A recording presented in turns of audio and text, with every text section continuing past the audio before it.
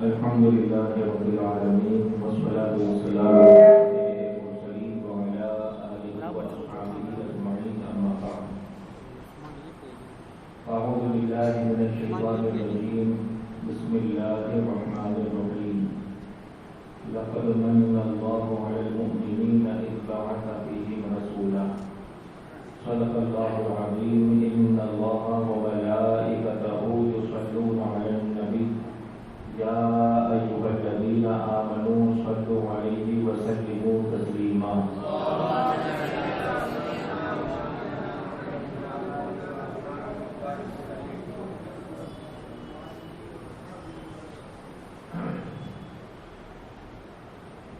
دنیا میں جتنے لوگوں کی تقدیر میں قسمت میں ماننا لکھا ہے کہ وہ ماننے والے ہیں، وہ ماننے والوں میں بھی کچھ الگ الگ کیٹیگری کے لوگ ہوتے ہیں۔ کچھ وہ ہوتے ہیں کہ جو صرف سن کر کے مان لیتے ہیں، سنا اور مان لیا، ان کے لیے کسی ثبوت کی ضرورت نہیں ہوتی ہے۔ ان میں سب کے سردار حضرت سیدنا ابو بکر صدیق ہیں، انہوں نے ادھر سنا اور ادھر مانا۔ ایسے ہی مولا علی رضی اللہ تعالیٰ عنہ کی ذات بھی ان میں سے ہے کہ جنہوں نے سنا اور مانا۔ حضرت خدیجہ الکبریٰ بھی انہی میں سے ہے۔ بہت سارے اور بھی ہیں کہ جنہوں نے صرف سن کر کے فوراً مانا۔ اور یوں سمجھیں کہ صحابہ کرام رضوان اللہ تعالیٰ علیہم اجمعین یہ سب کے لیے تو سب اعلیٰ مثالیں ہیں۔ ان کی مثالیں ہم اپنی لائن میں کبھی پیش بھی نہیں کر سکتے۔ اب اپنی دنیا میں آتے ہیں، بہت سارے لوگ وہ ہوتے ہیں کہ جو دیکھ کر کے مانتے ہیں، ان کو صرف سننا کافی نہیں ہوتا ہے، بلکہ ان کے لیے کیا ضروری ہوتا ہے، وہ دیکھنا چاہتے ہیں اور ان کے لیے کوئی پروف چاہیے، ثبوت چاہیے۔ جیسے کہ وہ قومیں جنہوں نے اپنے نبیوں سے معجزے کا ثبوت مانگا کہ اگر آپ اللہ کے رسول ہیں تو اے موسیٰ کوئی معجزہ دکھا دیجیے، تو حضرت موسیٰ علیہ السلام نے جب معجزہ دکھایا تو ان لوگوں نے مان لیا۔ میں صرف بات ماننے والوں کی کر رہا ہوں، ورنہ تو کفار تو وہ ہیں کہ جو کسی طرح سے بھی مانتے نہیں ہیں۔ یہاں پر بات صرف ماننے والوں کی ہے۔ تو ماننے والوں کی دوسری قسم وہ ہے کہ جو دیکھ کر کے مانتے ہیں، ان کو تسلی اس وقت تک نہیں ہوتی جب تک اپنی آنکھوں سے دیکھ نہیں لیتے۔ اللہ کا شکر ہے کہ دیکھ کر کے مان تو جاتے ہیں۔ تیسرے وہ ہیں کہ جو پٹ کر کے مانتے ہیں، یعنی کہ جب تک ان کے اوپر تلوار اور لاٹھی نہیں چلتی تب تک ان کی عقل میں بات آتی نہیں ہے، جب تک ان کے اوپر سختیاں نہیں ہوتی تب تک ان کے سر میں وہ بات گھستی نہیں ہے۔ تو بہت ساری قوم ایسی ہوتی ہے کہ جن کو تیسری کیٹیگری کی ضرورت ہوتی ہے، وہ اس کے ذریعے سے مانتے ہیں۔ بہرحال کسی بھی طرح سے مانا تو اتنا تو ضرور ہے کہ تقدیر اس کی اچھی ہے، مان لیا تو قسمت اس کی اچھی ہے، اور دنیا کی مار کھا کے بھی اگر مان لیا تو کوئی بات نہیں، کم سے کم آخرت کی مار سے تو بچ گیا۔ اللہ تعالیٰ ہم سب کو ماننے والوں میں سے ہی بنائے اور ہمیشہ ماننے والے ہی ہم رہیں۔ ہمارے علماء کرام نے جو قرآن اور حدیث کو لے کر کے جو اسلام کی حقیقت کو ہمارے سامنے پیش کیا، اس کے اوپر تھوڑی سی روشنی میں پہلے ڈال دیتا ہوں۔ اللہ تعالیٰ نے انسان کو پیدا کر کے انبیاء کرام کو بھیجے، آخری میں ہدایت کا آخری ستارہ، آخری صورت بنا کر کے ہمارے آقا و مولا صلی اللہ تعالیٰ علیہ وسلم کو دنیا میں بھیجا۔ حضور اکرم صلی اللہ علیہ وسلم دنیا میں تشریف لائے۔ اب آپ نے جس مذہب کی تعلیم دی، جو دین ہمیں سکھایا، ہمیشہ یاد رکھیں کہ کوئی بھی مذہب اور دین جو ہوتا ہے وہ اپنی اصل تعلیمات کی بنیاد پر زندہ رہتا ہے. جس مذہب کی تعلیم زندہ اور اچھی ہوتی ہے وہی مذہب سلامت اور زندہ رہتا ہے. یہی وجہ ہے کہ دنیا کے جتنے بھی دھرم ہیں، مذہب ہیں، وہ سب ایک ایک صدی، ڈیڑھ صدی تک چلتے ہیں زیادہ سے زیادہ، اور اس کے بعد وہ ختم ہو جاتے ہیں. کوئی بھی دنیا کا دھرم اس سے زیادہ چلتا نہیں ہے، گرچہ اس کا نام وہی رہے کہ یہودیت، نصرانیت، مشرکین، نام وہی رہتا ہے، لیکن پوری شکل و صورت اس کی بدل جاتی ہے. پہلے کچھ اور حالت ہوتی ہے، قانون کچھ اور ہوتے ہیں. زمانہ جب بدلتا ہے تو ان کے قانون بھی بدل جاتے ہیں، ان کے عقیدے بھی بدل جاتے ہیں، سب کچھ اس کا تبدیل ہو جاتا ہے. تو ہر زمانے کے کروٹ کے ساتھ جس کا مذہب بھی کروٹ لے لے وہ انسانوں کا بنایا ہوا ہوتا ہے. یہی وجہ ہے کہ وہ سلامت نہیں رہتے اور وہ زندہ بھی نہیں رہتے. آج تک اسلام زندہ ہے اور قیامت تک یہ ایسے ہی زندہ رہے. آخر وجہ کیا ہے؟ جبکہ اس کو مٹانے والے پہلے دن سے شروع ہو گئے تھے، ایکشن میں آ گئے تھے. کبھی آج تک 1444 چل رہا ہے، آج تک ایک دن دنیا میں ایسا نہیں گزرا جس میں اسلام کو ختم کرنے کی کوشش نہ کی گئی ہو. ایک دن نہیں گزرا ایسا جس میں اہل اسلام اور اسلام کو ختم کرنے کی کوشش نہ کی گئی ہو. پوری دنیا میں ہمیشہ یہ کام ہوتا تھا، لیکن اللہ کی قدرت دیکھو، آج تک جیسا پہلے تھا ویسے ہی آج بھی ہے. یہ اسلام زندہ ہے. کیوں زندہ ہے؟ وجہ اس کی یہ ہے کہ اس کی بنیاد جس پر رکھی ہے وہ تعلیم اسلام. وہ تعلیم کی بنیاد کس پر ہے؟ دو چیزوں کے اوپر. سب سے پہلی کتاب اللہ، اللہ کی کتاب قرآن، اور دوسرا نمبر حدیث رسول اللہ صلی اللہ علیہ وسلم. یہ دونوں وہ ذخیرے، وہ خزانے ہیں کہ جن کے اوپر پوری تعلیم اسلام ہے، انہی کے اندر ہے. اور اگر اسلام کو مٹانا ہے تو مٹانا کس کو پڑے گا؟ تعلیم کو مٹانا پڑے گا. اب تعلیم کو مٹانے کے لیے جیسے پہلے کے لوگوں نے اپنے مذہب کی تعلیم کو مٹا دیا. یہودیوں کو بھی اللہ تعالیٰ نے آسمان سے کتاب دی، تورات دی، لیکن ان کے شیطانوں نے جب اچھائی کو ختم کرنا چاہا، دین موسیٰ کو مٹانا چاہا، تو تورات ہی کو کیا کر دیا؟ مٹا دیا. اس میں چینجنگ کر دی، اپنی طرف سے اس میں مٹا دیا، کچھ ایڈٹ کیا، کچھ ڈیلیٹ کیا، پوری اس کی صورت بدل کے رکھ دی. تو جب اللہ کا کلام جیسا آیا تھا ویسا رہا نہیں، تو وہ مذہب بھی جیسا آیا تھا ویسا نہیں رہا. اور جب ویسا نہیں رہا تو دنیا کے اندر وہ مذہب کیا ہو گیا؟ ختم ہو گیا. اب نام صرف اس کا باقی ہے، لیکن کام کوئی بھی ان کا خدا والا نہیں ہے. پوری دنیا اس کے ثبوت میں ہے، جانتی ہے. ہر مذہب کو آپ دیکھیں کہ تعلیم اس کی جب مٹائی گئی تو وہ مذہب بھی کیا ہو گیا؟ اب ظاہر بات ہے کہ دشمنان اسلام پہلے ہی دن سے اس کے اوپر حملہ کر رہے ہیں اور ہر طریقے سے حملہ کر رہے ہیں. اب اس کی تعلیم کو اگر مٹا دیا گیا تو یہ بھی ختم ہو جاتا. لیکن اللہ رب العزت کا کتنا بڑا احسان ہے کہ رب تعالیٰ ارشاد فرماتا ہے کہ جو قرآن ہے جو ہم نے اتارا، اِنَّا نَحْنُ نَزَّلْنَا الذِّكْرَ وَإِنَّا لَهُ لَحَافِظُونَ. اللہ تعالیٰ نے قیامت تک مسلمان کو اس فکر سے بے فکر کر دیا. حضور کے صدقے میں اللہ فرماتا ہے کہ بے شک ہم ہی نے اس ذکر کو اتارا ہے اور سنبھالنے والے بھی ہم ہی ہیں. جب وہ جس کو سنبھالے، اس کو کوئی ایک نقطہ بھی اس کا بدل سکتا. اور 1400 سال ہو گئے. آپ تھوڑا ٹھنڈے دماغ سے غور کریں.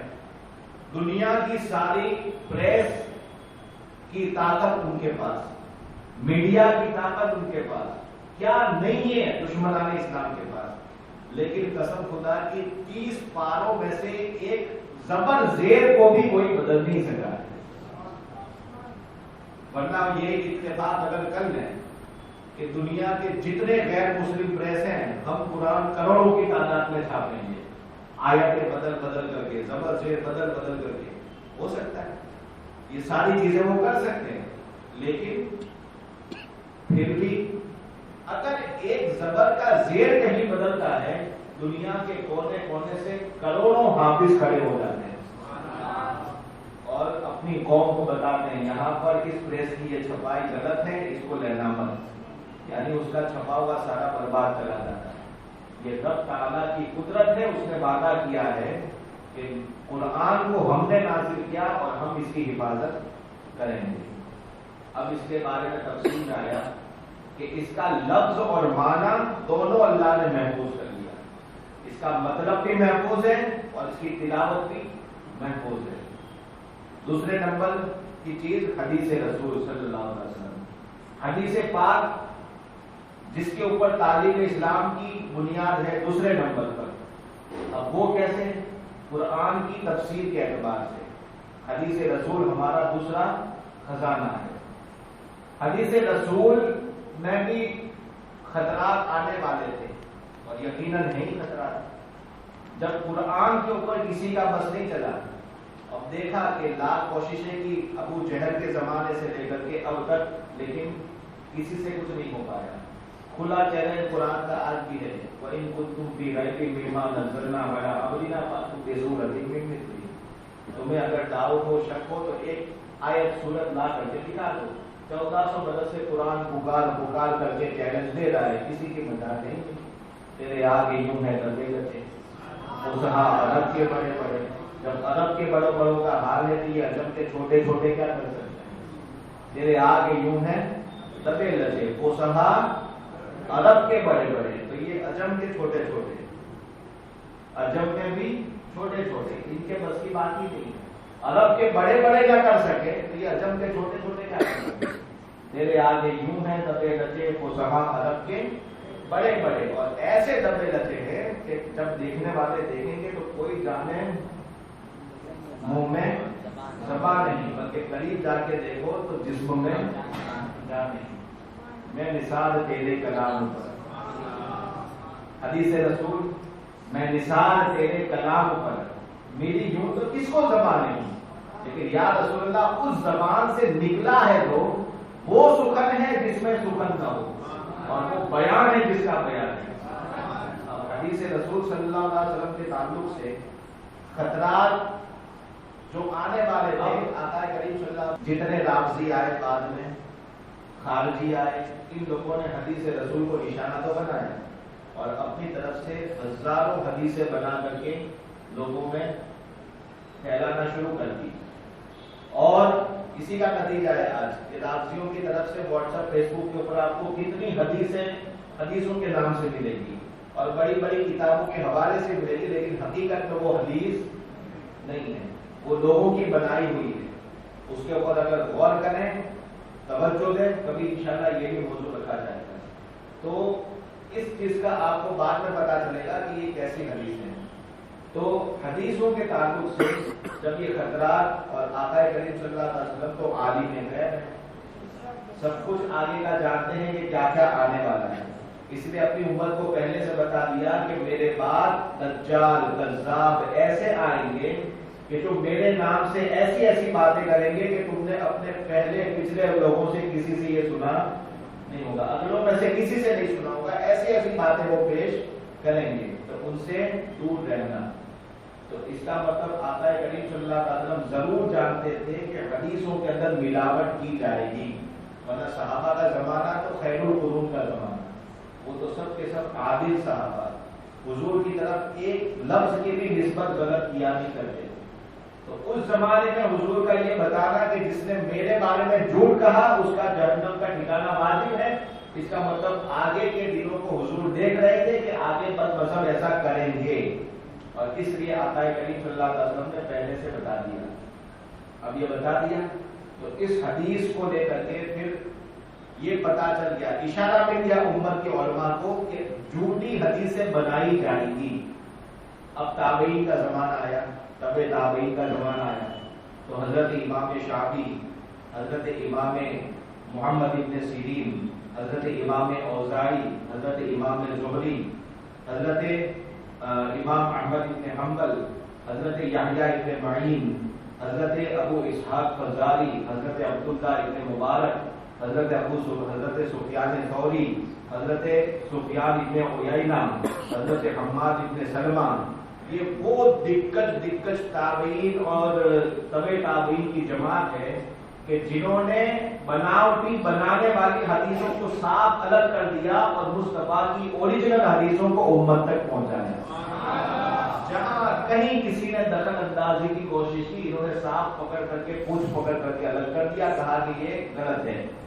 آج کتابوں میں الحمدللہ سب موجود ہے، اس لیے امت کو حدیث کے تعلق سے بھی ڈرنے کی ضرورت نہیں ہے۔ لیکن جب بھی کوئی حدیث کے نام سے اگر کوئی بتائے، قرآن کے بارے میں اگر کوئی ایک عربی جملہ کہہ کر کے کہتے کہ یہ قرآن کی آیت ہے، تو آسانی سے انسان پکڑ میں آ سکتا ہے۔ کیوں؟ اس لیے کہ 30 پاروں کو دیکھ لینا کوئی زیادہ مشکل کام نہیں ہے، آرام سے پڑھ کر کے پتہ لگا سکتا ہے کہ یہ 30 پاروں میں یہ چیز نہیں ہے۔ لیکن حدیثوں کی تعداد لاکھوں کی تعداد ہے، اب ان میں لاکھوں حدیثوں کو کیسے انسان پڑھے گا؟ تو اس لیے محدثین جو علماء ہیں انہوں نے اصول اور قاعدے بنائے، وہ قاعدے بنائے جس سے پتہ چل جائے کہ حضور کی حدیث اوریجنل کون سی ہے اور کسی کی بنائی ہوئی کون سی ہے۔ تو لہذا ہمیں ماننا پڑے گا اپنے علماء کی، اسلاف کی بات کو، اس کو لے کر کے انشاءاللہ چلیں گے تو ہمیں ہمیشہ ایمان کی ہماری حفاظت رہے گی۔ اب قرآن کو بدلا نہیں جا سکتا، حدیث کو اندر ملا کر کے بھی کوئی بنا کر کے پیش نہیں کر سکتا۔ اگر کوئی کرے گا تو ہمارے علماء کی طرف سے قانونی ایسے کہ فوراً پتہ چل جائے گا، کسی بھی عالم حق کے پاس جائے گا وہ اس کو نکال سکیں گے۔ لیکن اب آقا کریم صلی اللہ علیہ وسلم نے قرآن کے تعلق سے ارشاد فرمایا کہ قرآن تو نہیں بدلا جا سکتا، لیکن مجھے اپنی امت میں ڈر کس بات کا ہے زیادہ؟ حضور صلی اللہ علیہ وسلم ارشاد فرماتے ہیں کہ تمہارے پاس قرآن کے وہ مطلب پیش کیے جائیں گے کہ جو قرآن کا اصلی مطلب نہیں ہے۔ اس آیت کو پڑھا جائے گا اور دلیل ایسی بات پر دی جائے گی کہ جو حقیقت میں اسلام سے جس کا تعلق نہیں ہے۔ یہ حدیث پاک ہے کہ سب سے زیادہ ڈر میری امت پر ایسے لوگوں کا ہے کہ جو قرآن پڑھ کے لوگوں کو بہکائیں گے، جو میری حدیث پڑھ کے لوگوں کو بہکائیں گے۔ اب وہ کون لوگ ہیں؟ وہ ایسے لوگ ہیں کہ جن کے بارے میں آقا کریم صلی اللہ علیہ وسلم نے ارشاد فرمایا کہ جن کی زبان پر کلمہ ہے، قرآن ہے، نماز ہے، لیکن ان کے دلوں کے اندر ایمان کا ایک رائے کا دانہ بھی نہیں ہے۔ وہ ایسے لوگ ہیں۔ اب ان کے تعلق سے ہمارے علماء نے شروع سے لے کر آج تک پہچانے، ہر زمانے میں بتائی، ہر دور میں بتائی۔ معتزلی فرقہ نکلا تو اس زمانے میں ہمارے ائمہ نے اس کی کھول کے رکھ دی اور بتا دیا کہ یہ ان کے ایسے ایسے عقیدے ہیں، یہ اسلام میں ان کا کوئی حصہ نہیں، ان سے دور رہنا۔ خلق قرآن کا مسئلہ نکلا تو جتنے بھی قرآن کو مخلوق کہنے والے تھے، اللہ کے کلام کو، اس زمانے میں حضرت امام احمد بن حنبل جیسے برگزیدہ بندے وہ نکلے اور ان لوگوں نے اس کا مقابلہ کیا اور اس کے فتنے کو دبا کر کے رکھ دیا۔ ہر دور میں کہیں نہ کہیں بد مذہب آ کر کے اپنی طرف سے کوئی چالاکیاں کر کے اسلام کی اصلی اوریجنل روشنی کو مٹانے کی کوشش کرتے رہے، لیکن الحمدللہ اللہ تعالیٰ نے ایسے بندوں کو بھیجا کہ جو ہمیشہ اسلام کی حفاظت کرتے رہے۔ ہمارے زمانے میں اب پچھلے اتنے سارے زمانوں کی بات ہمیں یہاں کہہ کر کے ابھی ہمیں کوئی ڈائریکٹ فائدہ نہیں پہنچنے والا۔ ابھی ہمیں اس سے فائدہ کیا پہنچنے والا ہے کہ ہم پچھلے زمانوں میں جو ہو چکا ہے اس سے عبرت حاصل کریں، اور ہمارے جو علماء نے اس وقت اسلاف نے جو کام کیا تھا ان کے نقش قدم پر آج بھی چلیں، اور آج کے زمانے میں جو علماء حق کہتے ہیں اس کو مانیں۔ بالاختصار بات یہ ہے کہ آج بھی بد مذہبوں کی تعداد بہت زیادہ ہے۔ کتنے فرقے ہیں آپ کو بخوبی آپ روز بروز سنتے رہتے ہیں اپنے علماء کی زبان سے۔ نئے نئے فرقوں کے نئے نئے عقیدے یہ لوگ اپنی طرف سے بناتے رہتے ہیں، خاص طور سے جو پچھلے 2 صدیوں سے جب سے انگریز یہاں پر آیا اس ٹائم سے جو مسلمانوں میں فرقہ نکلا۔ اب یہ اتنی سی بات میں آپ کو یہ بھی بتا دوں کہ عثمانی سلطنت پوری دنیا میں تھی، یعنی دنیا کے اکثر حصوں میں عثمانی سلطنت تھی، اور وہ سلطنت ایسی تھی کہ جس کی وجہ سے ہر کفر کانپتا تھا، سب گھبراتے تھے۔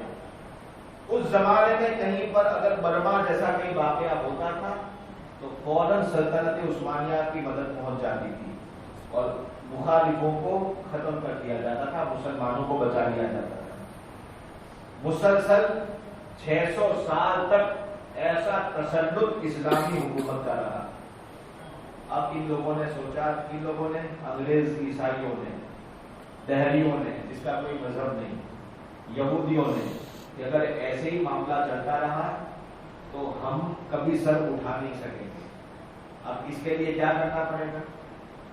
اسلامی حکومت کو ختم کرنا پڑے گا، اور حکومت جو قائم ہے، آپ سب جانتے ہوں گے سلطنت عثمانیہ کے تعلق سے بہت سنا ہوگا کہ سلطنت عثمانیہ اور اس سے پہلے بھی جو خلافتیں تھی اس میں بالخصوص یہ عثمانی سلطنت ایسی تھی کہ جس میں سارے کے سارے بادشاہ جو آئے وہ ٹناٹن سنی بادشاہ تھے، اور بزرگوں کے ماننے والے، پیری مریدی والے، کرامتوں پر یقین رکھنے والے، مزارات اولیاء پر جانے والے، معجزات پر یقین رکھنے والے، ٹناٹن سنی، جو بے عین ہی یوں سمجھے صحابہ کے نقش قدم پر چلنے والے تھے۔ ایسے لوگ اس میں بادشاہ بنے، اور جن کی بادشاہ مانتے تھے وہ بھی بزرگان دین ہوا کرتے تھے۔ تو اب ظاہر بات ہے کہ ساری دنیا میں یہ لوگ تو اسٹڈی بہت کرتے ہیں اسلام کے اوپر، جتنا ہم اپنے قرآن کو نہیں کھولتے اتنا وہ کھولتے ہیں، اور آج کے زمانے میں تو یہ کہہ بھی نہیں سکتے کہ جتنا ہم نہیں کھولتے، ہم کھولتے ہی نہیں ہیں، قرآن ہم کبھی پڑھتے نہیں ہیں۔ رمضان شریف میں اللہ تعالیٰ کسی کو توفیق دے دے تو کچھ پارے اٹھ کر کے پڑھ لیتا ہے، وہ بھی تلفظ مخارج کے بغیر، کوئی مطلب سمجھے بغیر۔ یہ ہمارا آج کا حال ہے کہ ہمیں واٹس ایپ، یوٹیوب اور ان چیزوں سے ہمیں کبھی فرصت نہیں ملی کہ ہم کتاب اللہ کا علم حاصل کریں۔ غیر کا معاملہ ایسا ہے کہ پورے قرآن کی تفسیر ان کو پتہ ہے، لیکن ان کا مقصد کیا ہے؟ وہ تفسیر پڑھ کے، قرآن پڑھ کے اسلام کو کہاں سے کمزور کر سکتے ہیں، کیسے لوگوں کو بہکا سکتے ہیں، جبکہ قرآن میں یہ چیز ملنے والی ہے نہیں، لیکن کہاں سے وہ غلط مطلب نکال کر کے لوگوں کے ذہنوں کے اندر مکر و فریب ڈال سکیں، یہ ساری چیزیں وہ ڈھونڈتے رہتے ہیں۔ تو بہرحال ان لوگوں نے صدیوں تک یہ اسٹڈی کرتے رہے، اپنے جو پچھلے جو لوگ گزر چکے تھے ان لوگوں کا، اگلوں کا جو نتیجہ سب دیکھا تو انہیں یہ پتا چلا کہ واقعی ان کے اندر جو ایمان کی قوت ہے یہی وہ مضبوط قوت ہے کہ جس کی وجہ سے ان کی حکومتیں ہم گلا سکتے نہیں ہیں۔ یہ ایمان ان کو ایسا جوڑے ہوئے۔ اب ایمان کے اندر بھی ان کے ایمان ایک ہوتا ہے کہ ساری چیز جو جوائنٹ ہوتی ہے کسی ایک چیز سے چپکی ہوتی ہے، اگر وہ نہ ہو تو یہ کچھ بھی نہ رہے، سارے بولٹ اسی کے اندر فٹ ہوتے ہیں۔ وہ چیز جو ہوتی ہے وہ کون سی ہوتی ہے؟ وہ اصل مرکز وہ ہوتا ہے۔ تو ان کا قیامت پر ایمان ہے، ان کا جنت اور دوزخ کے اوپر ایمان ہے۔ ایمان تو کتنی ساری چیزوں پر ہمارا ہے، لیکن آپ دیکھو کہ فرقے الگ الگ نکلے۔ کسی نے جنت اور جہنم کا انکار کر دیا، وہ کیا ہو گیا؟ کافر ہو گیا۔ دوسری ساری چیزوں کو مانتا رہا لیکن جنت جہنم کا انکار کر دیا تو وہ کیا ہو گیا؟ کافر ہو گیا۔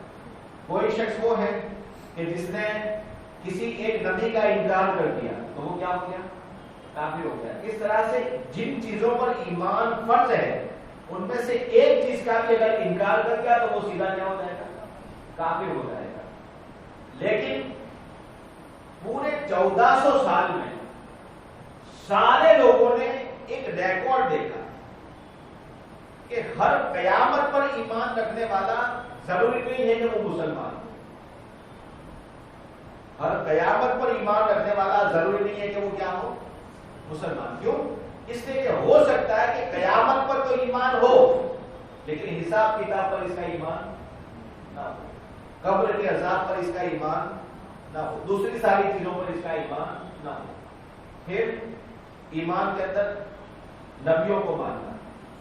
ہر نبیوں پر ایمان لانے والا بھی ضروری نہیں ہے کہ وہ ایمان والا ہو. کیوں؟ اس لیے کہ ہو سکتا ہے کہ نبیوں کو تو مانتا ہو لیکن حساب کتاب کو نہ مانتا ہو, قیامت کے دن جو حساب ہونے والا ہے اس کا انکار کرتا ہو. یہ بھی ہو سکتا ہے اور ایسا ہو چکا ہے. بہت سارے لوگ وہ ہیں کہ جو قرآن کو مانتے ہیں لیکن کسی اور چیز کو نہیں مانتے.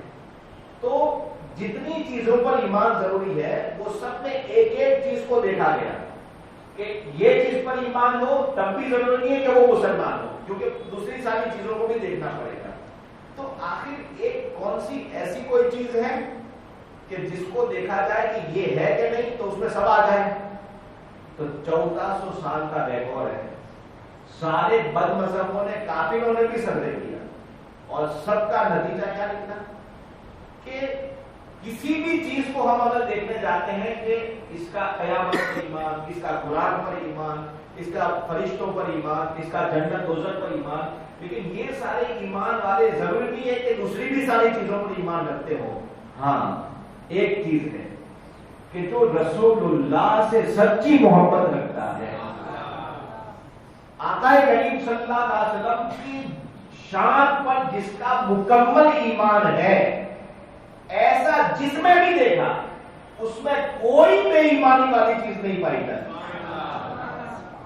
جو حضور سے سچی محبت رکھتا ہے وہ قیامت پر بھی حق مانتا ہے, حساب و کتاب کو بھی مانتا ہے, پل صراط کو بھی مانتا ہے, میزان عمل کو بھی مانتا ہے, قرآن کو بھی مانتا ہے, پچھلی کتابوں پر بھی ایمان رکھتا ہے اور جتنی بھی چیزیں ایمان میں ضروری ہیں وہ سب کو مانتا ہے. کون؟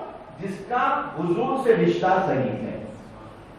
تو ایک سروے کے مطابق کیا ہے کہ اگر ہر اعتبار سے پکا مومن دیکھنا ہے تو وہی ملے گا کہ وہی ایک چیز دیکھ لو سب آ گیا اس میں. جیسے آج کل کا آدھار کارڈ جو ہوتا ہے, آج کل آدھار کارڈ کی نوعیت کیا ہے کہ صرف آدھار کارڈ دیکھ لیا تو اس سے ساری چیزوں کی لنک کا پتہ چل جاتا ہے, اسی کے اندر سب کچھ آ جاتا ہے. تو اس طریقے سے ہاں اگر کسی کے پاس ڈرائیونگ لائسنس ہے تو ضروری نہیں کہ اس کے پاس دوسرا بھی آئی ڈی پروف ہو یا دوسرے بھی سارے ڈاکیومنٹ اس کے پاس ہوں. اگر کسی کے پاس بینک کا کھاتا ہے تو وہ ایک الگ ڈاکیومنٹ ہے, لیکن ضروری نہیں کہ اس کے پاس سب کچھ صحیح ہو. لیکن آدھار کارڈ جس کے پاس ہے گورنمنٹ کے اعتبار سے آج اس کو یہ مانا جاتا ہے کہ اس کے پاس سب کچھ ہے. سمجھا نہیں بات؟ بغیر سارے ثبوتوں کے وہ آدھار کارڈ بنتا نہیں ہے. اس طریقے سے بلا تفصیل یوں سمجھیں کہ آقا کریم صلی اللہ علیہ وسلم کی سچی محبت کا یہ حال ہے کہ جس دل میں یہ ہو جاتی ہے اس میں سب کچھ آ جاتا ہے. جس دل میں یہ آ جاتی ہے اس میں سب کچھ آ جاتا ہے. اسی لیے اعلیٰ حضرت نے بہت پائے کا شعر کہا, ایمان کی جان ہے عشق مصطفیٰ. کیا ہے؟ جان ہے عشق مصطفیٰ. اس لیے روز وضو کرے خدا, جس کو ہو درد کا مزہ نازے دوا اٹھائے. اور ہم نے تو اسی لیے انہیں جانا انہیں مانا, نہ رکھا غیر سے کام. للہ الحمد میں دنیا سے مسلمان کیا. ایمان ہے قال مصطفی اور قرآن ہے حال مصطفی. تو حضور صلی اللہ علیہ وسلم پر ایمان یہ سب سے بڑی چیز ہے. جس میں یہ آ گیا اس میں پورا اسلام آ گیا. آپ گارنٹی کے ساتھ جو حضور سے سچی محبت, شرط یاد رکھنا, حضور سے سچی محبت جو رکھتا ہوگا وہ اسلام کی کسی بات کا انکار نہیں کرے گا.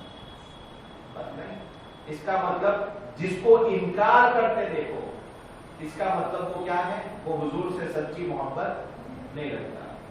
اور جب غیروں نے جب یہ دیکھا تو عرب کے جنگلوں کے اندر ریگستان میں جو اپنی ٹولی کو لے کر کے جو گھما کرتا تھا, جیسے یہاں بہت زمانے پہلے آپ نے بیرپن کا نام سنا ہوگا, ہے نا, اور آج بھی کئی سارے ڈاکوؤں کی ٹولیاں ہیں جس کے نام آپ لوگ سنتے رہتے ہیں. تو وہ نام آپ نے سنو گے جو جنگلوں کے اندر ماؤوادی وغیرہ جو سنتے رہتے ہیں. تو یہ جو جنگلوں کے اندر رہنے والے ڈاکوؤں کی پوری جماعت ہوتی ہے. ایسے آل سعود, جو سعود جو تھا وہ جنگلوں میں رہنے والا ڈاکو تھا, گنڈا تھا. اس کی بہت بڑی جماعت تھی, لاکھوں لوگ اس کے پیروکار تھے, اس کے شاگرد جس کو کہتے ہیں. پتہ نہیں ڈاکو کی زبان میں کیا کہا جاتا ہے, وہ وہی لوگ جانتے ہیں. تو اب وہ اس کی پوری ٹولی تھی. اب وہ ٹولی کا سربراہ جو تھا اس کا نام کیا, سعود. ابو سعود کہتے ہیں یا آل سعود, پتہ نہیں, اس کا نام سعود کے اوپر سے تھا. اب یہ یہودیوں نے دیکھا کہ یہ عرب کے جنگلوں میں یہ گھومتا پھرتا ہے اور اس سے کچھ رابطے کسی منافق کے ذریعے کیے. تو اس کو پایا کہ یہ پورا لالچی ہے, اور پھر ان لوگوں کو بھڑکایا کہ یہ ترکی والے جو ہیں یہ عرب نہیں ہیں, عرب والے نہیں ہیں, عجم والے ہیں, اور تم لوگ عرب والے ہو, اور حرمین شریفین پر تمہاری حکومت نہیں ان کی حکومت ہے. اس طرح کر کے ان کی وہ تعصب والی رگ کو بھڑکایا اور ان کو مال اور ہتھیار دیے. اور ادھر سے ایک بدنام زمانہ جو جس کی بارے میں پیشین گوئی حدیثوں میں بھی آئی ہے کہ ہونا کا یدلو کرنا شیطان, وہیں پر شیطان کے سینگ نکلیں گے. حضور صلی اللہ علیہ وسلم نے ارشاد فرمایا. تو محمد ابن عبد الوہاب یہ پیدا ہوا, یہ شہر میں پیدا ہوا, اور یہ جنگل کے ڈاکو اور وہ شہر کا گنڈا.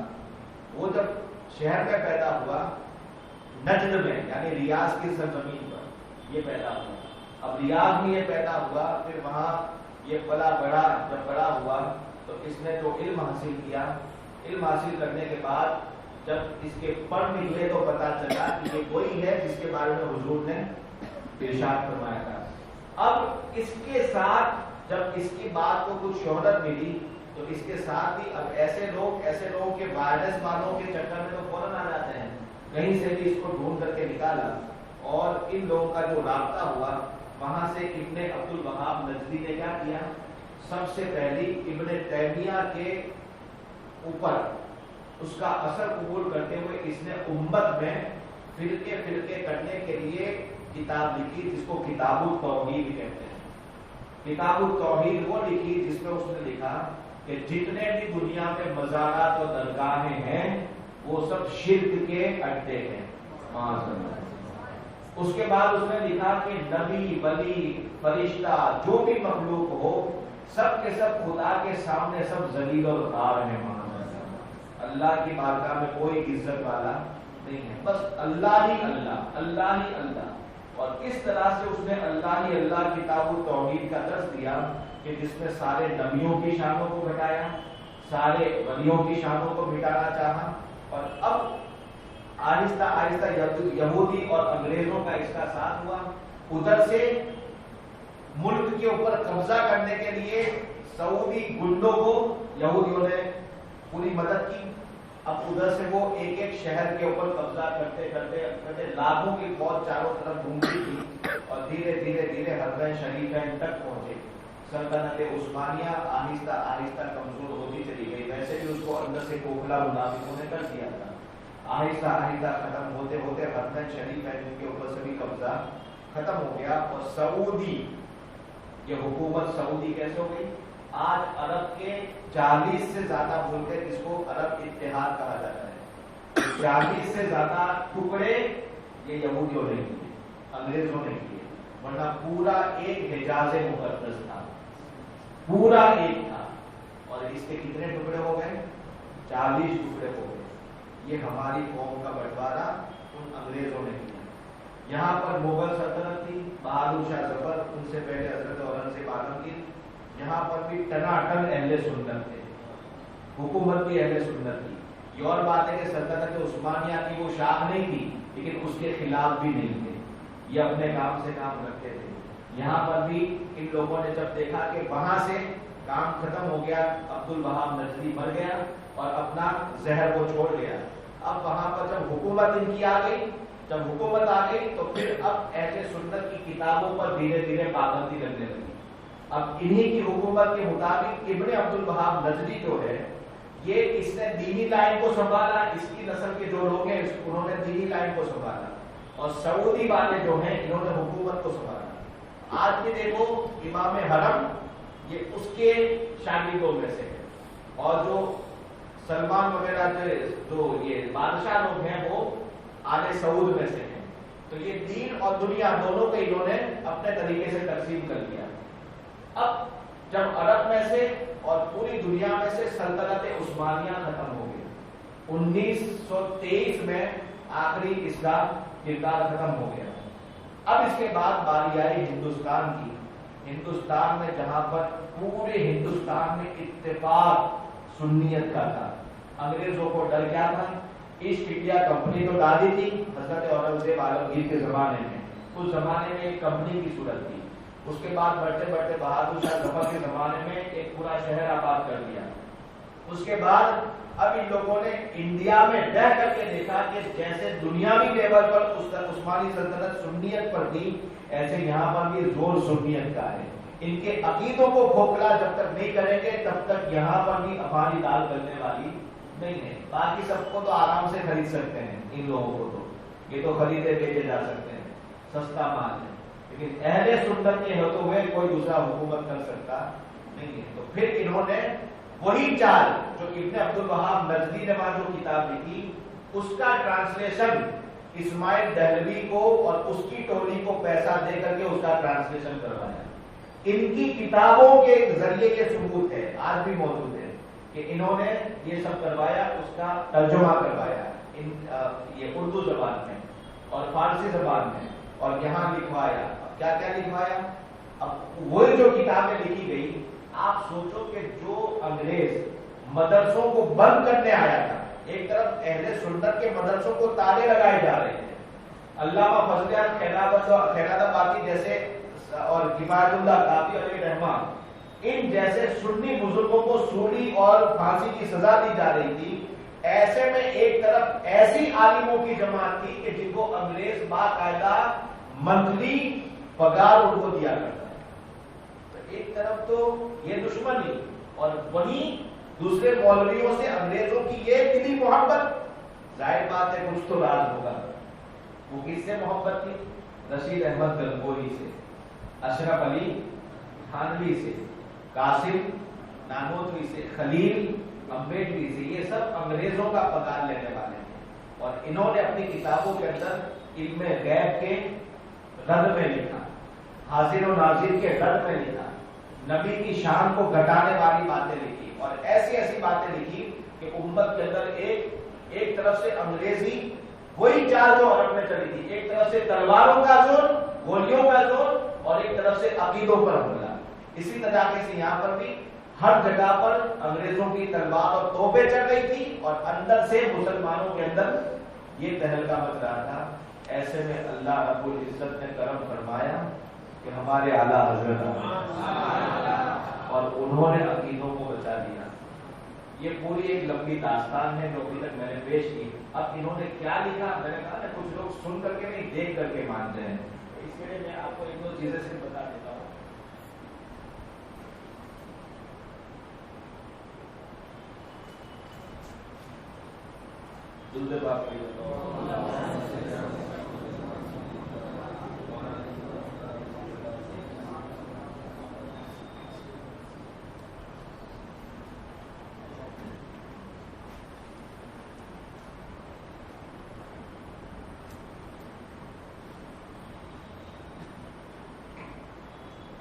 ابھی آج کا ٹاپک علم غیب تھا۔ یہ کتاب ہے حفظ الایمان۔ کیا نام ہے اس کا؟ حفظ الایمان۔ شاید ہمارے بزرگوں میں سے کسی نے اس کو بتایا خبط الایمان، نقطوں کا الگ کیا کہتے ہیں، خبط الایمان۔ اب یہ کتاب لکھی ہے اشرف علی تھانوی نے، جس کو اعلیٰ حضرت اشرف علی بھی نہیں لکھتے تھے۔ کیوں؟ اس لیے کہ اعلیٰ حضرت کا علی سے عشق ایسا تھا کہ وہ نہیں چاہتے تھے کہ علی اور ایسا ہو، اس لیے وہ کیا کہتے تھے؟ اشرف فعلی، اشرف علی جو ہوتا ہے نا، تو اعلیٰ حضرت جب لکھتے تھے تو اشرف کی جو فے ہوتی ہے اس فے کو علی کے عین سے ملا دیتے تھے، یعنی اشد کو الگ کر دیتے تھے اور فعلی کو الگ کر دیتے تھے۔ علماء جانتے ہیں اشد فعلی کا مطلب سب سے زیادہ بدماش کام کرنے والا، سب سے زیادہ بدماشی کے کام کرنے والے وہ کیا کہتے ہیں؟ اشد فعلی۔ یہ شرارت سے اور فعل سے بنا ہے، تو یہ اشد فعلی کی کتاب ہے۔ دیکھو اب اس میں لکھتا ہے کہ علم غیب کا جو مکمل بیان کیا ہے، کہتا ہے کہ اگر رسول پر علم غیب کا اطلاع صحیح ہو تو پھر یہ کہ آپ کی ذات مقدس پر، اب یہ اس کی عبارت شروع جو میں پڑھ رہا ہوں، یہ لکیر کی ہوئی ہے، پھر یہ کہ آپ کی ذات مقدس پر علم غیب کا حکم کیا جانا اگر بقول زید صحیح ہو۔ سوال کس نے کیا کہ زید کہتا ہے کہ حضور کو علم غیب ہے، تو یہ کہتا ہے کہ اگر بقول زید حضور پر علم غیب کا ماننا یہ اگر صحیح ہو تو اب دیکھو کیسے شک ڈالتا ہے، کہتا ہے تو دریافت طلب یہ امر ہے، تو پوچھنے کی بات یہ ہے کہ اس غیب یعنی جو حضور کو جو غیب معلوم ہے، اس غیب سے مراد تھوڑا غیب ہے، بعض غیب ہے، یا کل غیب ہے؟ سب غیب ہے، تھوڑا یا کل غیب ہے؟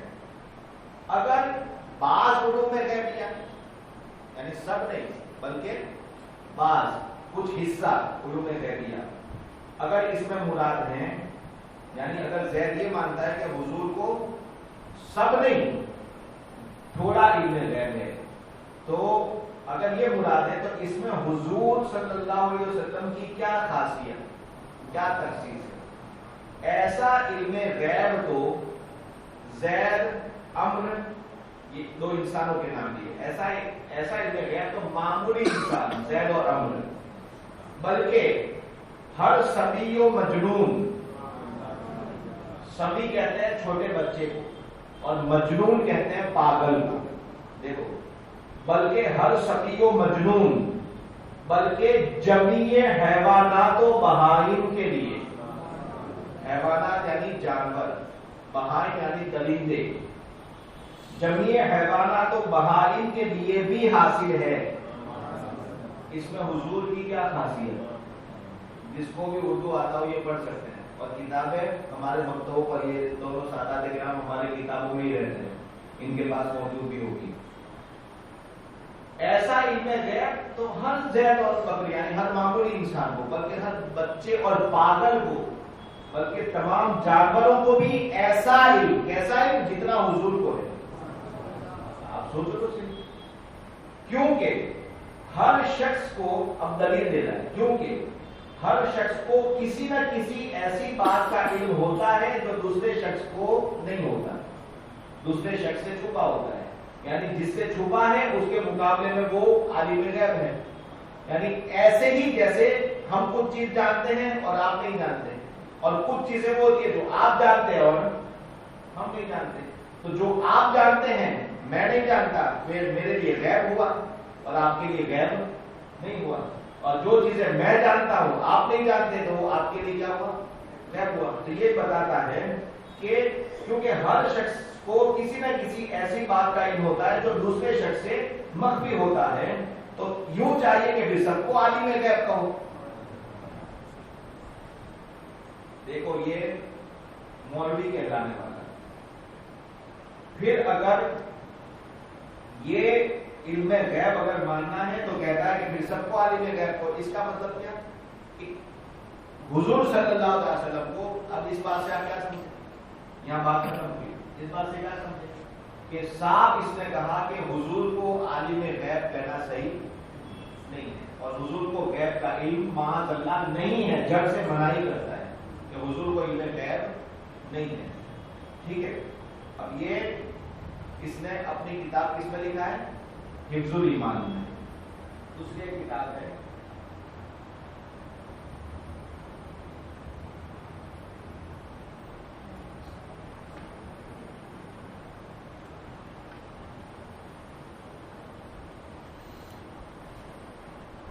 یہ کیا ہے کہ ہمیشہ کچھ لوگ بیچارے ایسے ہوتے ہیں کہ جو اپنے علماء کو یہ سمجھتے ہیں کہ یہ خامخواہ یہ لوگ وہابی دیوبندی ہمیشہ رٹا لگائے رہتے ہیں. آپ ان کی کتابیں تو پڑھو, ہم نے اگر کچھ غلط کہا ہے تو پھر آپ کہیں, اور اپنے علماء کی گردن پکڑو کہ آپ کہاں سے ایسا کہتے ہو. اب یہ ہے جو ابن عبدالوہاب نجدی کی کتاب کا ترجمہ جس نے کیا تھا وہ اسماعیل دہلوی, جس کے یہ لوگ اپنے زبان میں شہید کہتے ہیں. اس کا لقب کیا ہے ان کی زبان میں؟ شہید. جانتے ہیں کیوں شہید کہتے ہیں؟ فتوا تھا ان لوگوں کا کہ انگریز جب پورے ہندوستان کو قبضہ کر رہا تھا اور ادھر سے اعلیٰ حضرت علامہ فضل خیرآبادی یہ سب انگریز کے خلاف جہاد کا فتوا دے رہے تھے, اس لیے ان کو سزائیں دی جا رہی تھی علامہ فضل خیرآبادی وغیرہ. اور اس زمانے میں یہ ان لوگوں کا فتوا یہ نکلا کہ انگریز اسلام کا خیر خواہ ہے, اچھا چاہنے والا ہے, ان کے خلاف نہیں, ان کا ساتھ دے کر کے جہاد کرنا اس کو جہاد کہتے ہیں. تو یہ صاحب کشمیر تک گئے تھے لڑنے کے لیے انگریزوں کے فوج میں. کس کے ساتھ لڑنے کے لیے؟ انڈین لوگوں کے ساتھ لڑنے کے لیے گئے اور اس میں مارے گئے. تو یہ کیا ہو گئے؟ کیا ہو گئے؟ شہید ہو گئے. اعلیٰ حضرت نے وہ شہید لے نجد تھا, وہ ذبیح تیرے خیال ہے. تو یہ شہید صاحب نے لکھا ہے. کیا لکھا ہے کہ حدیث سے معلوم ہوا کہ کسی انبیاء و اولیاء یا امام یا شہیدوں کی جناب میں ہرگز یہ عقیدہ نہ رکھے کہ وہ غیب کی بات جانتے ہیں. کیا یہ اس کی کتاب, اس کا نام ہے تقویۃ الایمان. اعلیٰ حضرت کے پاس جب پہلی بار یہ چھپ کے آئی اور اندر جب آپ نے پڑھا تو میں نے پڑھا ہے غالباً جہاں تک مجھے یاد ہے کہ اعلیٰ حضرت نے تقویۃ الایمان میں 13 قاف ہوتا ہے, اس کا مطلب ہوتا ہے ایمان کو مضبوط کرنے والا.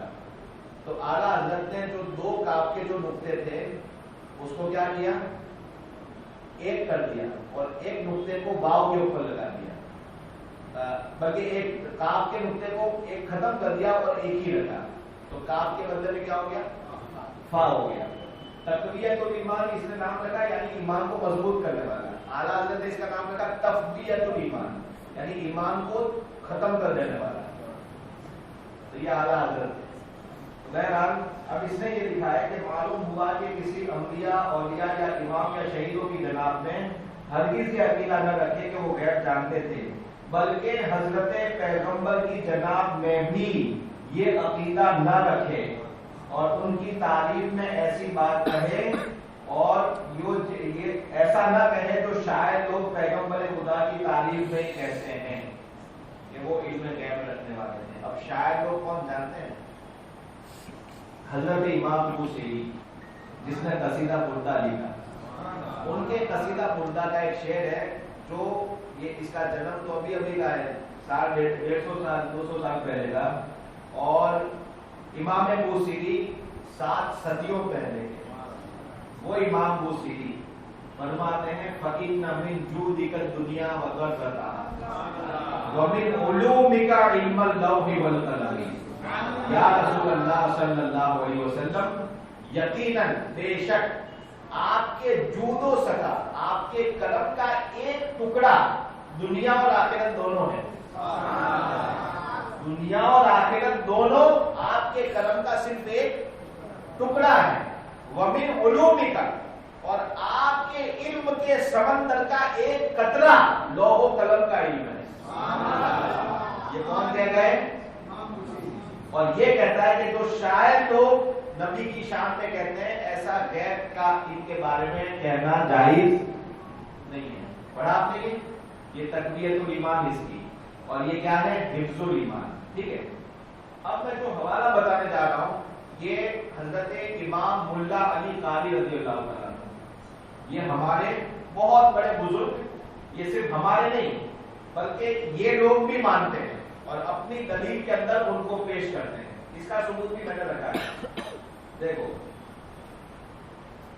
مزار کے ارد گرد طواف کرنے کے بارے میں جب اس نے لکھا تو یہ کہتا ہے اشرف علی تھانوی، اشرف علی تھانوی، لا يدور حول البقعة الشريفة لأن الطواف من مختصات الكعبة المنيفة فيحرم حول قبور الانبیاء والاولیاء، یعنی روضہ منورہ کے گرد طواف نہ کرے کیونکہ یہ خصوصیات ہے کعبہ شریف کی، بس حرام ہے کہ نبیوں اور ولیوں کی قبروں کے گرد طواف کرے، یہ حرام ہے۔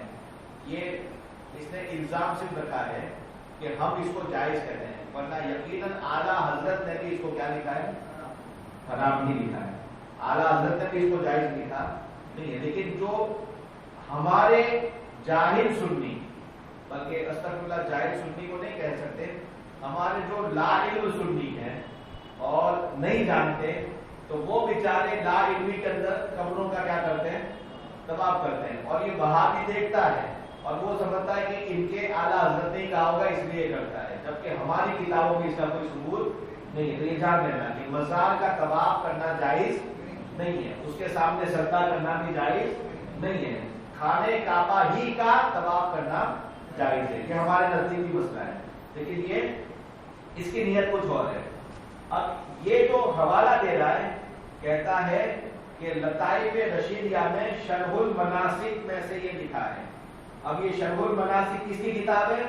لعلی بن القاری، علامہ ملا علی قاری کی۔ اس کا مطلب کیا ہوا کہ ملا علی قاری اس کی نظر میں یہ مسلمان ہیں اور ٹناٹن عالم دین ہیں، اور اس درجے کے عالم ہیں کہ جن کی بات کو مانا جائے گا، ہے نا، کیونکہ اپنی کتاب میں اس نے کس کے دلیل دی ہے؟ ملا علی قاری کی، ٹھیک ہے۔ اس بات پر دلیل دی ہے کہ خانہ کعبہ کے سوا کسی بھی قبر کا طواف کرنا حرام ہے، یہ کس نے کہا؟ ملا علی قاری نے، اور اس کے حوالے سے کس نے بیان کیا؟ اشرف علی تھانوی نے، سمجھ گئے؟ تو میں نے کہنے کا تھا کہ ملا علی قاری ان کے نزدیک معتبر ہے اور دلیل بنانے کے قابل ہیں۔ اب یہ ملا علی قاری کی بات،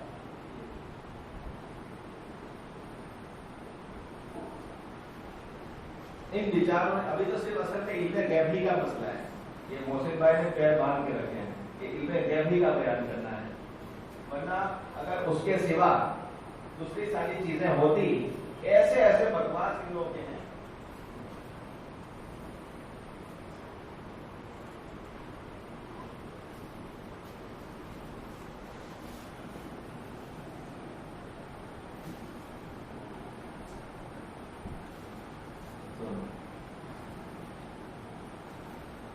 یہ کتاب کس کی ہے؟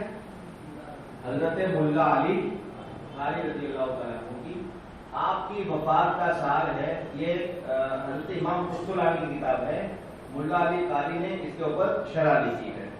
اب یہ دو، بلکہ ملا علی قاری کی کتاب ہے، امام قسطلانی نے اس کے اوپر شرح لکھی ہے۔ اب یہ جو ملا علی قاری رضی اللہ تعالیٰ عنہ کی کتاب میں آپ دیکھیں کہ اس کی شرح کے اندر ہے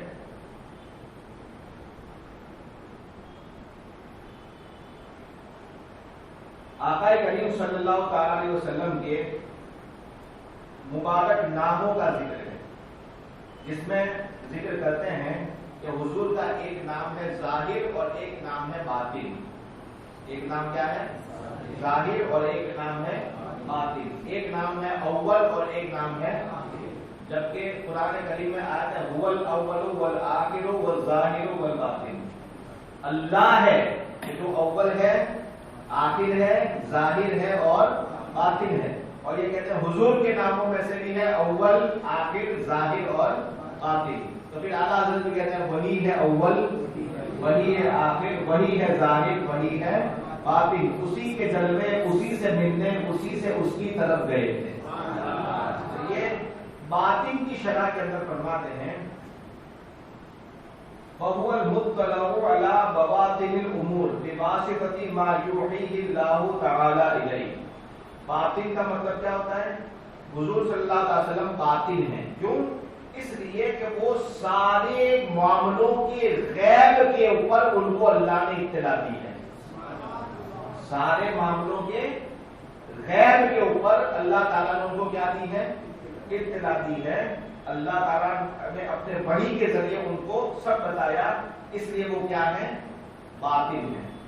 اب وہی جس کو جو اللہ علی قاری کی بات اس نے کیا کہی، ثبوت کے طور پر پیش کی، اب ذرا ان کا عقیدہ دیکھیں۔ فرماتے ہیں کہ امن نبی و رسول، حضور صلی اللہ علیہ وسلم کے جو نام لے کر کے قرآن میں بلایا گیا اس میں سے ایک نام کیا ہے؟ نبی، اور ایک نام رسول۔ ان النبوءۃ بالحمز مأخوذ من النبأ وهو الخبر وقد لا يهمز تسهيلا، اي ان الله اطلعه على غيبه واعلمه انه نبيه۔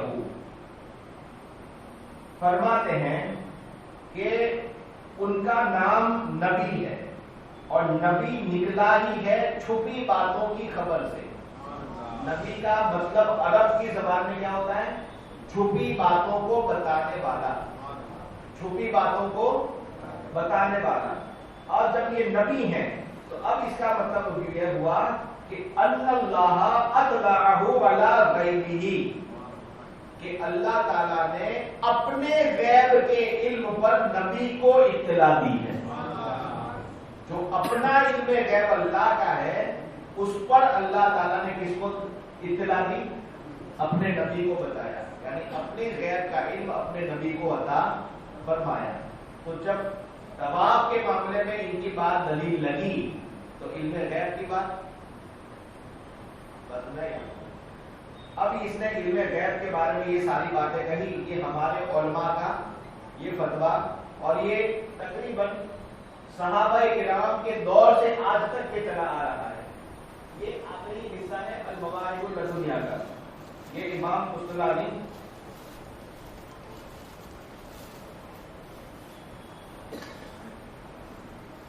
علامہ ملا علی قاری نے اس کی شرح کی ہے، یہ امام مصطلحی کی کتاب ہے۔ اب اس کے اندر ارشاد فرماتے ہیں کہ القسم الثانی، یہ کتاب فیما اخبر به صلی اللہ علیہ وسلم من الغیوب سوا ما فی القرآن العزیز فکان کما اخبر به فی حیاتہ و بعد مماتہ۔ حضور اکرم صلی اللہ تعالی علیہ وسلم کے علم غیب کا معاملہ یہ ہے کہ اللہ تعالیٰ نے انہیں وہ سارے غیب عطا فرمائے جو قرآن کی وحی کے سوا بھی ہیں، قرآن کی وحی کے سوا بھی ہیں۔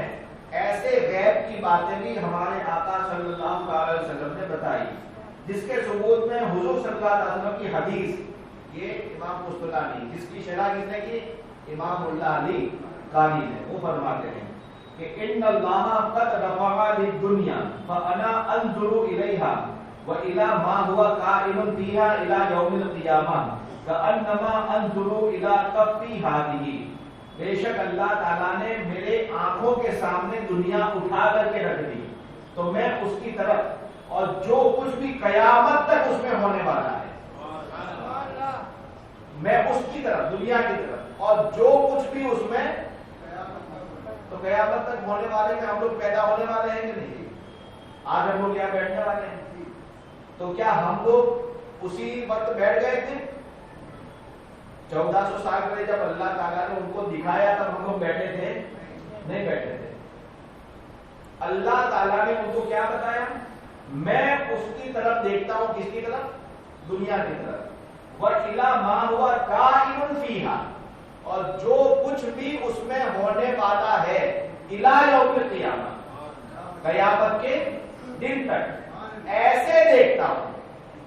کوئی یوں سمجھے کہ قبر انور کتنی دور ہے، تو ایسے دیکھتا ہوں کہ جیسے وہ موبائل کے اسکرین میں کوئی دور سے دیکھتا ہوں، نہیں، ایسا نہیں، بلکہ حضور فرماتے ہیں کأنما انظر الی کفی ہادی، جیسے میں اپنی اس ہتھیلی کو دیکھتا ہوں۔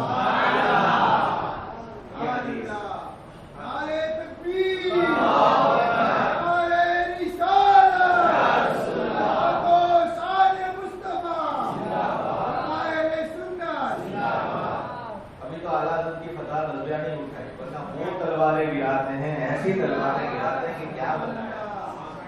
اگر 2 صفحے میں آپ کو پڑھ کے سنا تو اس کے تو ایمان تازہ ہو جائے گا. حضرت حذیفہ کی حدیث بیان کرتے ہیں کہ حضور اکرم صلی اللہ علیہ وسلم نے ارشاد فرمایا، حذیفہ کی حدیث ہے، قام فینا رسول اللہ صلی اللہ علیہ وسلم قائما فما ترك شيئا يكون في مقامه ذلك الا قيام الساعه الا حدث به حفظه من حفظه ونسيه من نسيه قد علمه اصحابه هؤلاء وانه ليكون منه الشيء قد نسيته فاراه فاعرفه فاذكره كما يذكر الرجل وجه الرجل اذا غاب عنه ثم اذا رآه عرفه. ثم قال حذيفة ما ادري ان نسي اصحابي ام تناسوه والله ما ترك رسول الله صلى الله عليه وسلم من قائد فتنة الى ان تنقضي الدنيا يبلغ من معه 300 فصاعدا الا وقد سماه لنا باسمه واسم ابيه وقبيلته. رواه ابو داؤد. یہ حدیث پاک جو حضرت امام ابو داؤد صحاح ستہ 6 بڑی کتابوں میں سے ایک کتاب ہے ابو داؤد، اس کی حدیث امام قسطلانی نے اپنی کتاب میں نقل کی ہے، جس کے اندر فرماتے ہیں کہ حضور اکرم صلی اللہ علیہ وسلم کے صحابی حضرت حذیفہ ہیں. وہ فرماتے کہ ایک روز آقا کریم صلی اللہ علیہ وسلم ہمارے درمیان کھڑے ہوئے، فجر کی نماز کے بعد منبر پر تشریف فرما ہوئے. جمعہ کا دن نہیں تھا، منبر کے اوپر کھڑے ہو گئے. اب جمعہ کا وقت نہیں تھا، آپ کھڑے ہو گئے اور آپ نے بیان کرنا شروع کیا.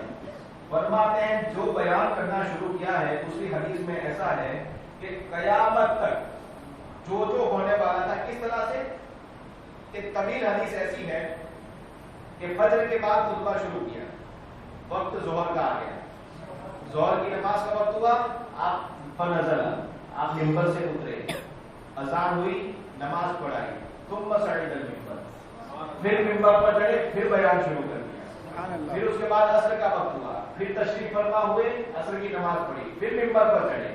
اس طریقے سے مکمل پورا دن اس میں ایسا لگا کہ فرماتے ہیں کہ فی مقامہ ذالک الی قیام الساعۃ الا حدث به فما ترک شیئا. حضرت حذیفہ اور پوری جماعت صحابہ کی فرماتے ہیں کہ اس دن کھڑے کھڑے حضور نے وہاں سے لے کر کے قیامت تک ہونے والی کوئی حادثہ، کوئی چیز، کوئی فتنہ ایسا باقی نہیں جس کو حضور نے ہمیں نہ بتایا.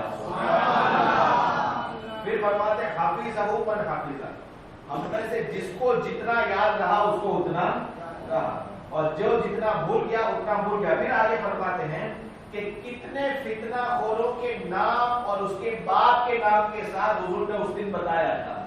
میرے بھی ذہن سے کئی لوگ نکل گئے تھے، لیکن جب بعد میں فتنوں کے زمانے میں جب ان کا چہرہ میرے سامنے آیا تو مجھے وہی دن یاد آ گیا اور میں نے کو پہچان لیا، ہاں حضور نے یہ نشانی کا انسان بتایا تھا، تو میں نے پہچان لیا ہاں یہ بھی وہ فتنے والا انسان ہے. آپ سوچو کہ ساری چیزوں کا علم حضور کو ہے، بلکہ حضور نے اپنے صحابہ کو عطا فرمایا، قیامت تک ہونے والی ساری چیزوں کی خبر دی. فضل خدا سے غیب شہادت ہوا انہیں. اعلیٰ حضرت فرماتے ہیں فضل خدا سے جو غیب تھا وہ ان کے لیے کیا ہو گیا؟ شہادت. شہادت یعنی سامنے آ گیا. فضل خدا سے غیب شہادت ہوا انہیں، اور اس پر شہادت گواہی آیت و وحی و اثر کی ہے. اس پر شہادت آیت و وحی و اثر کی ہے. یہ سب ہمارے پاس دلیلیں ہیں، لیکن یہ ہے دین کی تقویت اس کے گھر، یہ ہے دین کی تقویت اس کے گھر کہ ہے مستقیم صراط شرع، کہ ہے مستقیم صراط شرع. جو گندگی اور بدماشی والا راستہ ہے اس کا نام اس نے رکھا ہے صراط مستقیم. یہ ہے دین کی تقویت اس کے گھر کہ ہے مستقیم صراط شرع. جو شقی کے دل میں ہے گاؤ کر تو زبان پہ چوڑا جما رہے. تو یہ وہابیوں کا حال ہے. ابھی اس میں سے آپ کو جو چیزیں بتاؤں وہ ساری چیزیں ایسی ہے کہ صرف علم غیب کے بارے میں مجھے بیان کرنا ہے. آپ نے ابھی حفظ الایمان کے بارے میں کیا سنا کہ یہ مردود لکھتا ہے کہ اگر نبی کو سب علم غیب مانو تو سب علم غیب تو صرف خدا کا. ہم بھی کہتے ہیں ٹوٹل علم غیب جس میں کچھ بھی نہ بچے وہ صرف اور صرف کس کا؟ اللہ کا. اور اللہ تعالیٰ نے اپنے مخلوق کو ان کے مرتبوں کے لحاظ سے علم کا عطا فرمایا، اور اس میں سب سے زیادہ علم غیب کس کو عطا فرمایا؟ اب یہ بیوقوف اتنا نہیں سمجھ پایا، اتنا نہیں سمجھ. اب ایسے تو ہر چیز میں ہم تو کہہ سکتے ہیں، ہر بات میں کہہ سکتے ہیں کہ اگر آپ یہ مانو کہ اشرف علی ان کا جو مولوی ہے یا ان کے جو لوگ ہیں ان کے بارے میں آپ یہی بات اگر کہو کہ اس کو جو علم دین ہے کل علم دین ہے یا بعض علم دین ہے، کسی بہادی کو کہنا کہ کل علم دین تمہارے مولوی کو ہے یا بعض علم دین، اگر کل ہے وہ تو صرف کس کو ہے؟ اللہ. اور اگر بعض علم دین اس کو ہے تو یہ بعض میں پھر اشرف علی کی کیا تخصیص؟ ایسا تو ہمارے ہر پاگل بچے کو بھی ہے اور ہر جانور اور چوپائے کو بھی ہے، وہ لوگ بھی اتنا اتنا تو سمجھ لیتے ہیں. اتنا علم تو ہر ایک کو ہے، یعنی جتنا علم تیرے مولوی کو ہے اتنا تو ہمارے جانوروں کو بھی ہے. بھڑکے گا کہ نہیں بھڑکے گا؟ معاذ اللہ جو اپنے مولوی کے بارے میں جس جملے میں بھڑک جائے وہ مسلمان کیسا کہ اپنے نبی کے تعلق سے نہ پڑے، تو پھر اس کا ایمان کسی کام کا ہے؟ اب یہ کتابیں ہیں، اس میں اور بھی بہت سارے حوالے ہیں لیکن وقت اتنا نہیں ہے. آپ کے سامنے وہ ساری چیزیں مجھے پیش کرنی تھی، اس میں سے دو اہم چیزوں کو میں نے پیش کیا. یہ علامہ قاضی ریاض کی شفا شریف بھی ہے، اور اب یہ ہے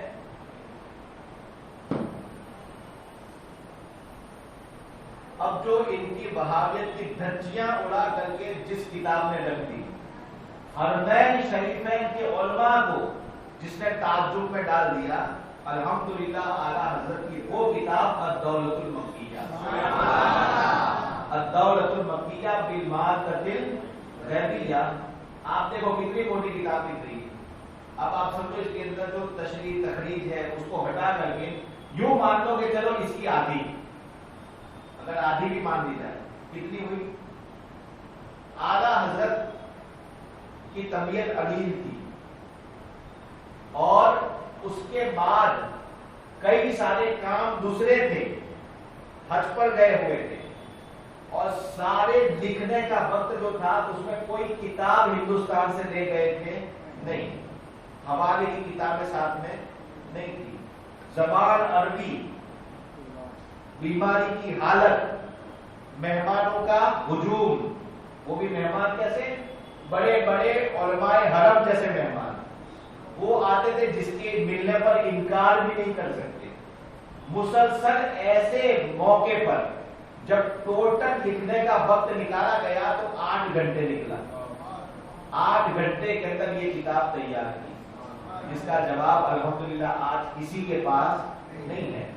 اور یہ جب مکہ شریف کے بادشاہ جو امیر تھے ان کو وہابیوں نے جا کر کے بتایا تھا کہ یہ بریلی کا ایک مولانا آئے ہیں کہ جو نبی کو علم غیب کا خدا کے برابر کہتے ہیں، جبکہ وہ لوگ سن نہیں تھے.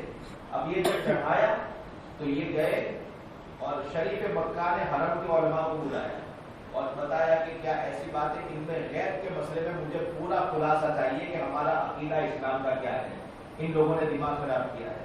اب حرم شریف کے علماء پر جو سوالات وہاں بھی انہیں لکھ کر کے جو دیے تھے یا ان کی طرف سے جو تھے وہ سوالات اعلیٰ حضرت اس وقت تھے. حرمین کے علماء میں سے ان لوگوں نے لا کر کے اعلیٰ حضرت کو پیش کی اور کہتے ہیں یہ دیکھیے آپ نے دیکھا، سمجھ کر کے شرارت آئی کہاں سے. پھر آپ نے وہ لکھنا شروع کیا. جب کتاب کو پڑھنا شروع کیا اس وقت وہ لوگ چور بھی وہاں بیٹھے تھے، کیونکہ وہ یوں سمجھتے تھے کہ کیا ہوگا، ان کے پاس کیا ہوگا. یہ اپنے آپ کو بڑا علم والا سمجھتے تھے. جب دربار لگا شریف مکہ کا رات کے وقت میں بڑے بڑے حرم شریف کے علماء تھے اور اس میں وہ 2-3 چور بھی تھے. ان کے سامنے جب یہ کام شروع ہوا، اس کو پڑھنا شروع کیا تو جب آدھا پیج پڑھا گیا تو کسی نے بیچ میں سے انہی لوگوں میں سے کوئی اٹھا، کہتا اگر ایسا ہے تو اس میں ایسا پھر کیوں؟ تو اس کو اس کا جواب دیا. پھر اس کے بعد آگے پڑھنا شروع کیا، 2 لائن پڑھے، پھر کوئی اٹھا کہ ایسا کہتا ہے تو پھر وہ حدیث میں ایسا کیوں ہے. تو پھر जो पढ़ने वाले जो आलिम दीन थे अरब के, उन्होंने कहा कि हुजूर ये लोग पढ़ने नहीं देते, आप इनसे कहिए कि पूरी किताब पढ़ लेने दो, उसके बाद जो तुम्हारा सवाल है वो बताना। हो सकता है कि आगे तुम्हारे सवालों का सारा जवाब आगे मौजूद हो। अब ये कह करके फिर शरीफ मक्का ने सख्ती के साथ हुक्म दिया कि चुपचाप बैठे रहो, आगे काम करने दो। अब जब पढ़ना शुरू किया तो तारीख बताती है, देखने वाले बताते हैं कि शरीफ मक्का अपनी जानू के ऊपर हाथ मार के कहता है, अल्लाहु युती व हाउलाई यमनऊन, खुदा मेरा दे रहा है अपने नबी को और ये रोकते हैं। खुदा तो अपने नबी को इल्म दे रहा है और ये लोग रोकते हैं। और इस जुमले के बाद जो इनकी हालत हुई है, जब दौलतुल मक्किया की पूरी पढ़ाई खत्म हुई, जब दरबार में जब देखा गया तो उनमें से एक भी मौजूद नहीं था, सब के सब वहां से भाग चुके थे। अल्हम्दुलिल्लाह ये है मसलक आला हज़रत। क्या है मसलक आला हज़रत? जो इमाम कुस्तुलानी ने बताया, जो इमाम बुसीरी ने बताया, जो हजरत हुज़ैफा सहाबी ने बताया, ये अल्हम्दुलिल्लाह हमारे पास है। और आज आपको इनकी किताब इसलिए बताई गई कि आप इनके बारे में समझ लो कि हम लोग बगैर दलील के नहीं कहते, हमारे पास आज भी इनके लिखे। और आप सोचो कि आलिम दीन ऐसे बदमाशी वाले जुमलों को नबी की शान में कैसे बर्दाश्त कर सकता है? क्या आप बर्दाश्त करोगे कि जितना इल्म गैब नबी को है उतना तो माअज़ल्लाह हर जानवर को होना चाहिए? कैसा ये जुमला है? यानी इसीलिए हमारे उलमा ने हक कहा कि जहां देखो अब इनके लिए दलील की बात नहीं है, सीधा जूता उठाओ और मस्जिद से बाहर निकालो। अल्लाह रब्बुल इज्जत की बारगाह में दुआ है, मौला ताला हम तमाम मुसलमानों को ईमान की सलामती अता फरमाए, मसलक आला हज़रत पर हमें इस्तिकामत अता फरमाए और ऐसे सारे वहाबी गुस्ताखों से हमें बचने की तौफीक अता फरमाए। बाक़ी दावाना अल्हम्दुलिल्लाहि रब्बिल आलमीन। अस्सलाम।